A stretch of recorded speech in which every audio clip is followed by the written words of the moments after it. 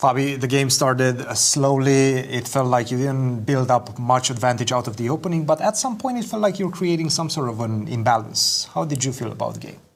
Yeah, it's a fighting line that I chose. It's not like, of course, white is better, but I am playing with a very imbalanced structure, so I get the center, I get an extra central pawn, he gets space with d4, but the d4 pawn is potentially a bit weak. And I think he had a game a long time ago, like many years ago in this line. So he probably knew something but didn't remember too well, and I knew something but also didn't remember too well. I thought like the way he played was not super precise, but I couldn't remember exactly why. Do I take, do I not take? I couldn't really figure it out, but I should have like a tiny way to play for some advantage. Mm-hmm. I mean, this is very logical, but yeah, bishop c5 looks like a good move. And here I just couldn't decide. I spent so much time, like, do I play knight c5 or knight fe5?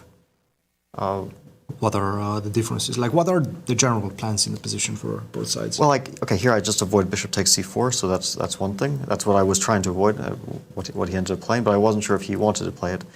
And I was kind of concerned about this sort of stuff, like take, knight e5, and then the rook goes to d6 rather than to c8. Mm-hmm. And then you rook c1, queen b6, queen f3, and... Can you take a pawn, or would that be too much?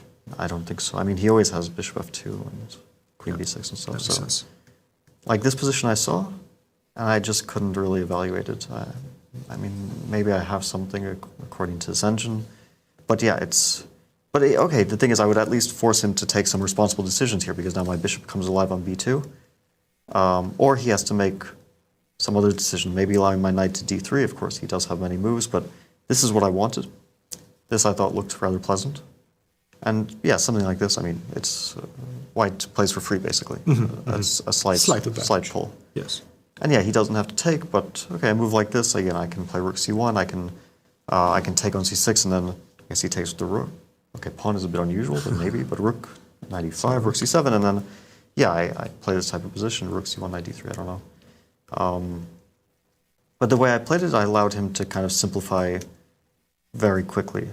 And we thought that perhaps this bishop takes c4, he might have forgot about this knight c6, queen c2. Did you feel like that was the case? He told me that he didn't see queen c2, and but it's not like queen c2 is leading to so much. I mean, first I was trying to figure out if, like, because I think he should play b5. Otherwise, I thought this is very pleasant.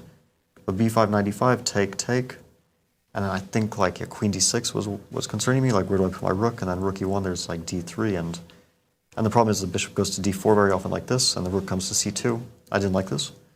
So, because my bishop, it's like, the bishop pair doesn't matter so much. The bishop on g2 doesn't have any targets. And yeah, I also considered this one, but again, queen d6 I didn't like. If I get d3, I'm happy. I mean, kind of happy.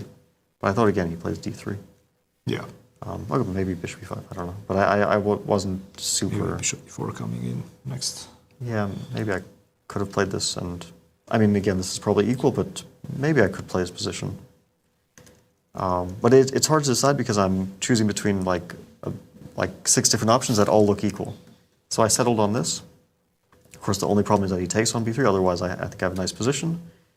And maybe I should have gone for this one, because now, okay, he has a very nice bishop on d5, but he kind of struggles to get his pieces out, because knight e4, there's rook e4, so this wins.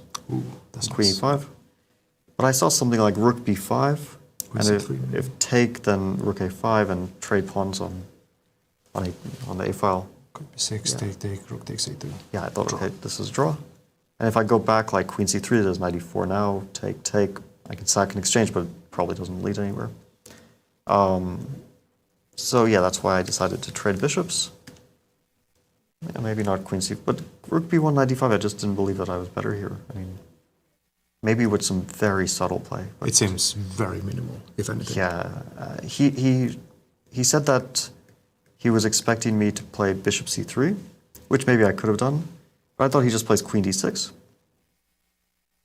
And then, like, we briefly discussed this position. I think he mentioned, like, rook b1, queen c6, king g1, knight d5, rook e4, but I don't really understand, like, what white's play is. So I thought that I'm not playing for anything here.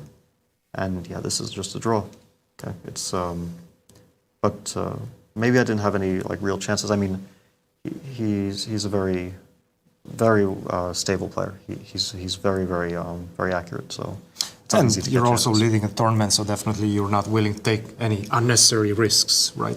Now, since I have you here and you did ask me about this game, what's your take on this one? Gukesh versus Anish. Well, my impression was that like black is starting to take over a bit because the knight on h4 looks really nice.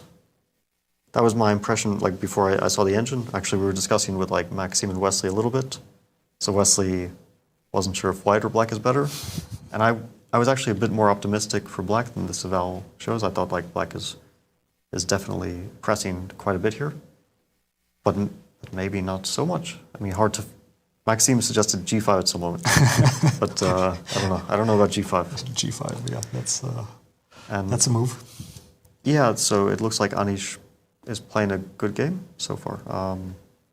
But I was worried for him because he was taking a lot of time in the opening. He was it looked like he was under some pressure, just like not from a position point of view, but out prepared and starting to get a bit nervous. One more to go. How are you feeling about your chances tomorrow with the black pieces against Anish? Well, it depends on some of the games now, but I mean my tournament situation is good. Anish will probably try to press in the last round. And yeah, I mean, I don't know if like, I'll try to keep my options open because I don't know what result will be necessary.